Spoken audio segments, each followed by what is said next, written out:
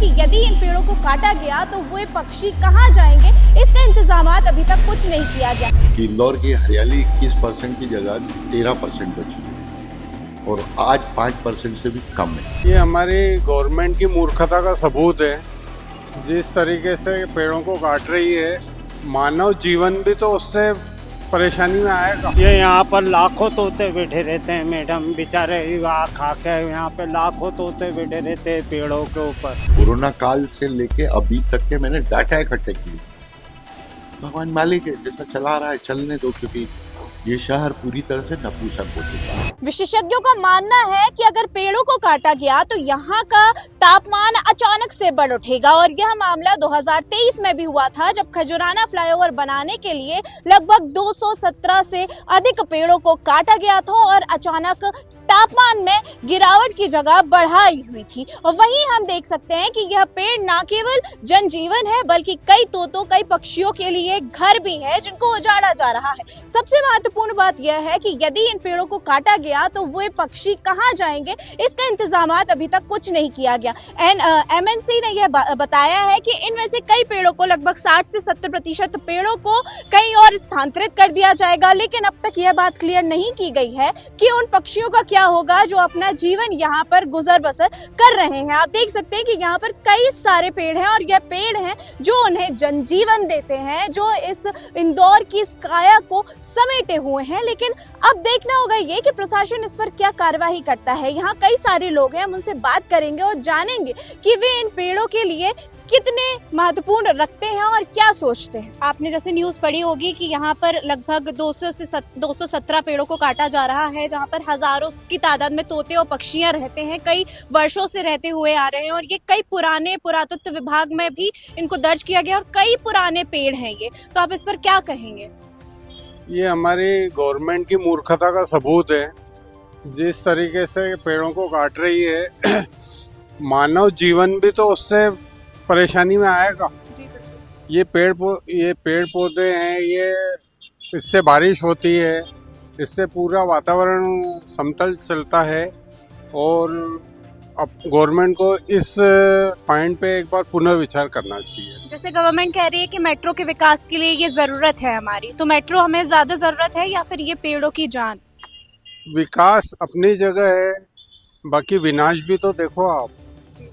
मतलब आप विकास से ज्यादा विनाश करके और फिर आगे बढ़ना चाहते हो, तो ये आपकी मूर्खता ही है।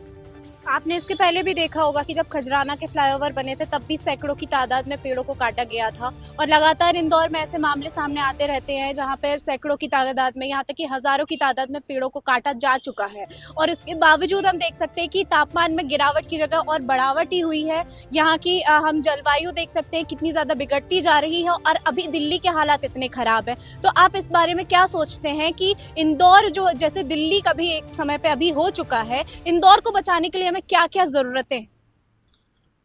नागरिकों को संगठित होकर के वो मैदान में उतरना पड़ेगा, अपनी बातें गवर्नमेंट के सामने रखना पड़ेगी कि ये प्लस है और ये माइनस है। गवर्नमेंट को इसके लिए पुनर्विचार करना चाहिए कि क्या सही है और क्या गलत है। और मैं ये चाहता हूँ कि गवर्नमेंट एक बार विचार करने के बाद मंथन करे, आपस में चिंतन करे, उसके बाद कोई डिसीजन ले। माननीय प्रधानमंत्री जी ने 15 अगस्त के टाइम पे एक योजना चालू की थी, एक पेड़ माँ के नाम, लेकिन लगातार हम देख रहे हैं कि पेड़ों को काटा ही जा रहा है और इन्हें स्थानांतरित करने की बात की जा रही है। तो इनका स्थानांतरण कितना लाभदायक होगा या फिर हमें इन्हीं पेड़ों को बचाना पड़ेगा? तो आप इस पे क्या कहें? मैं तो चाहता हूँ इन्हीं पेड़ों को बचा लो आप, वो ज़्यादा बेहतर है। और रही प्रधानमंत्री जी की बात, वो तो नेताओं का काम है कहना और कुछ करना और कहना कुछ और। जी मैम, क्या आपको पता है कि यहाँ पर IMC ने इन सैकड़ों पेड़ों को काटने के लिए मंजूरी दे दी है क्योंकि यहाँ मेट्रो बननी है? तो आप इस पर क्या कहें? नहीं, इतना थोड़ा बहुत मालूम हैगा कि मेट्रो बनने के लिए इधर उन्होंने कुछ खुदाई वगैरह की थी मेट्रो के ऊपर। मेट्रो बनेगा तो वो इधर मेट्रो बनेगा तो गलत है जी। एक विशेष पार्टी के द्वारा आंदोलन भी किया गया था लगभग 2 से 3 दिन पहले और यह कहा जाता है कि यह जो एरिया है यहाँ पर सबसे ज्यादा पक्षी रहते हैं। तो इंदौर की जलवायु के लिए ये पक्षी कितने ज्यादा महत्वपूर्ण? नहीं, बहुत महत्व रखते हैं ये पक्षी। देखो आज इंसान तो अपना कुछ कर लेता है, पक्षी बेचारा कैसे करेगा? तो पक्षी के लिए तो अपने को पक्षी का पहले देखना चाहिए, इंसान से पहले पक्षी का देखना चाहिए। तो इंसानों के लिए ये क्यों इतने महत्व रखते हैं, क्यों इन्हें बचाया? क्योंकि ये एक ऐसा प्राणी है कि बोल भी नहीं सकता है, कुछ भी नहीं कर सकता है, तो इसलिए उसका ज्यादा महत्व है कि बोलने वाला, देखो इंसान बोलता है, हर कुछ कर लेता है, आज उसकी तबीयत खराब है तो बोल देता है, तो उसका पक्षी बेचारा कुछ नहीं बोल सकता है, तो उसके लिए अपने को ध्यान देना। आप यहाँ लगातार आती हैं हमेशा? जी हाँ, मैं रोज आती हूँ, रोज सुबह आती हूँ। रोज सुबह हाँ तो आपका एक इमोशनल कनेक्ट होगा इन जी, तोतों जी, के साथ, लगता इन है नहीं, कबूतरों बस, के हाँ, ऐसा लगता है कि नहीं अपन जाना है, अपने को कभी भी भूल गैप नहीं करनी है, क्योंकि एक पक्षी बेचारा किससे मांग के खाएगा, तो अपन देंगे तभी खाएगा वो। और ये जो हजारों पेड़ों को काटने की बात की जा रही है साथ में, वो गलत है। आपको यहाँ पे कितने साल हो गए पक्षियों की सेवा करते हुए? 5-6 साल हो। आपको पता है कि ये जो पेड़ है 217 पेड़ों को गिना गया है यहाँ, और काटने की बात की जा रही है? ये यहाँ पर लाखों तोते बैठे रहते हैं मैडम, बेचारे वहाँ खा के यहाँ पे लाखों तोते बैठे रहते हैं पेड़ों के ऊपर। ये लोग बाग बोल रहे हैं हम ये पेड़ काटेंगे, यहाँ मेट्रो का ऑफिस बनेंगे, ये गार्डन को तोड़ेंगे, बोले यहाँ पे कम से कम 12 कुंटल माल खाते हैं ये बेचारे कबूतरों। इनके अलावा दूसरे भी जानवर आते हैं जो खाते हैं बेचारे यहाँ। इनको तोड़ने की योजना करी है सरकार ने यहाँ की मैडम। आज मेरे इतने सालों से यहाँ सेवा कर रहा है, मेरे को कभी गवर्नमेंट ने पैसा नहीं दिया यहाँ की। तो सरकार जैसे ये दावा करती है कि वो पेड़ लगा भी रहे हैं काटने की बजाय, आप इस पर क्या कहेंगे? हम यही कहेंगे कि ये पेड़ों को मत काटो मैडम, यहाँ लाखों तोते बैठे रहते हैं। सुबह 4 बजे आप देखोगे तो एक एक पत्ते पे तोते और मिलेंगे आपको सुबह 4 बजे यहाँ। ये जो पक्षी हैं, पेड़ पौधे हैं, ये हमारे इंदौर के लिए बहुत महत्व रखते हैं। ये बहुत महत्वपूर्ण है हमारे लिए, और जिस तरह से ये तोड़ा जाएगा, काटा जाएंगे तो बहुत नुकसान होगा। नगर निगम कह रही है कि इन पेड़ों को वो 60% से 70% पेड़ों को स्थानांतरित कर देंगे, कहीं और लगा देंगे, लेकिन इसके द्वारा क्या इन तोतों और इन पक्षियों को बचाया जा पाएगा? ये स्थानांतरित होने से यहाँ कुछ फायदा नहीं होने वाला, ये जहाँ लगेंगे वहाँ फायदा होने वाला है, तो यहाँ तो नुकसान ही होने। विकास देश मुहिम चला रहे हैं वो तब तो ठीक है, लेकिन ये जो पर्यावरण को नुकसान हो रहा है इसको भी सरकार को देखना चाहिए, इसकी भी देख रेख रखना चाहिए कि इसको कहाँ पर कैसा शिफ्ट किया जाए। जी, नगर निगम जो है वो कह रही है कि इन पेड़ों को स्थानांतरित कर दिया जाएगा, लेकिन पक्षियों को बचाने की अब तक कोई बात नहीं की गई है। तो यहाँ पर जैसे हम मानते हैं कि ये सालों से ये पक्षियों का घर रहा हुआ है, तो आप इस पर क्या कहेंगे? पक्षियों का भी सोचना चाहिए नगर निगम को, किस तरीके से वो डेवलपमेंट करते हैं। पक्षियाँ हैं, संसार में सब कुछ है, पक्षियों को भी देख रखना चाहिए, कहीं भी स्थानांतरित करें। नमस्कार दर्शकों, हम पहुंचे हैं किशोर कोटवानी जी के पास, जिनका नाम आपने ज़रूर ही सुना होगा।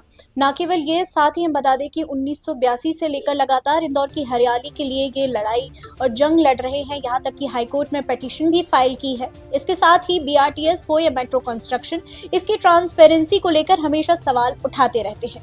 2013 में इंदौर के BRTS पर जब और नदियों की NGT में याचिका चली, पिछले सियासत से पहले की बात कर रहा हूँ, तब NGT ने के समक्ष ये बात रखी थी कि वृक्ष अधिनियम में ये उल्लेख है कि कमिश्नर और CEO जनपद नगरीय क्षेत्र और ग्रामीण क्षेत्र में पेड़ कटने की अनुमति के अधिकारी है, लेकिन उसके लिए एक अनिवार्य कमेटी बनी हुई थी, जिसमें पहले राकेश त्रिवेदी थे, फिर कुट्टी मेनन साहब थे, उसके बाद मैं बना। शुरुआत में जरूर मेरे से 7-8 रोडों की पेड़ों की कटाई का डिसीजन लिया था कि इसको काट सकते हैं, इसको शिफ्ट कर सकते हैं, या इसको यहीं छोड़ना है। लेकिन दुर्भाग्य है कि उस 7-8 रोडों के बाद कभी भी मेरे पास न फाइल आई है और न ही इसकी किसी ने अनुमति ली है।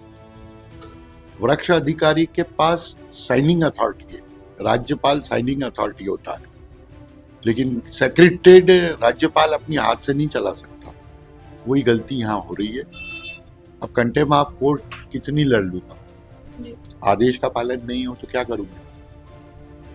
1982 में राजेंद्र माथुर साहब जब प्रेस क्लब के अध्यक्ष थे, तब एक मीटिंग बुलाई थी उन्होंने कि इंदौर की हरियाली 21% की जगह 13% बची है और आज 5% से भी कम है। उसका दो आधार है। एक तो हरियाली में कंफ्यूजन है लोगों को। हरित क्षेत्र का मतलब हरियाली नहीं होता है। हरियाली का मतलब होता है पेड़ों की छाया जमीन पर 21% क्षेत्रफल में आना चाहिए। उसके लिए जमीन की जरूरत नहीं है। रोड डिवाइडर, रोड के लेफ्ट और राइट साइड भी यदि जो प्लांट लगते हैं, अब वो जगह तो रोड की है, शहर में 25% रोड की जगह है, लेकिन उस पर यदि झाड़ लगते हैं तो वो ग्रीन कैनोपी बढ़ाता है। बगीचे की आज हालत इंदौर में ये है कि 10% से ऊपर हमारे को बगीचों की जमीन चाहिए, लेकिन 1.5% बगीचों की जमीन बची। तो हरियाली आएगी कहाँ से? काटते चलो। जिस दिन, मैं तो बहुत पहले से 11-12 से चिल्ला रहा हूं कि एक दिन वो आएगा इंदौर में 25 के आसपास, जब इंदौर पलायन करेगा पानी और हवा के अभाव। यदि आप, मेरे पास रिकॉर्ड रखा हुआ है कि कब कब दिल्ली के बराबर इंदौर पॉल्यूटेड रहा है। कोरोना काल से लेके अभी तक के मैंने डाटा इकट्ठे किए। भगवान मालिक है, जैसा चला रहा है चलने दो, क्योंकि ये शहर पूरी तरह से नपुंसक हो चुका है। मीडिया भी को बोलने की ताकत नहीं रखती है, खोजबीन करने की उतनी हिम्मत नहीं है उसकी, न उसके पास समय। राजनेता तो भंग के तरंग में सब मोरसली गली के मालिक हो गए और जनता भी सो रही है। तो यही होगा। Thank you so much sir. तो ये हमने बात की किशोर कोटवानी सर से और जाना कि आखिर इतना ज़्यादा इम्पोर्टेंट क्यों है, और अब देखते हैं कि प्रशासन इस पर क्या कार्यवाही करती है। धन्यवाद। दोस्तों, हम जनता की आवाज बनकर सच्ची पत्रकारिता कर रहे हैं। लोगों की समस्याएं, उनके सवाल और सच को सरकार तक पहुंचाने का काम कर रहे हैं। बस आपका थोड़ा सा साथ चाहिए। इस वीडियो को ज्यादा से ज्यादा ग्रुप्स में शेयर करें ताकि हर आवाज सरकार तक पहुंच सके। अगर आप भी इस पहल में हमारे साथ हैं तो कमेंट में जरूर लिखें बी सपोर्ट। आपका शेयर ही हमारी ताकत है। ऐसी ही कोई जन समस्या या परेशानी हो तो हमसे संपर्क करें या सोशल मीडिया पर कमेंट या डीएम करें।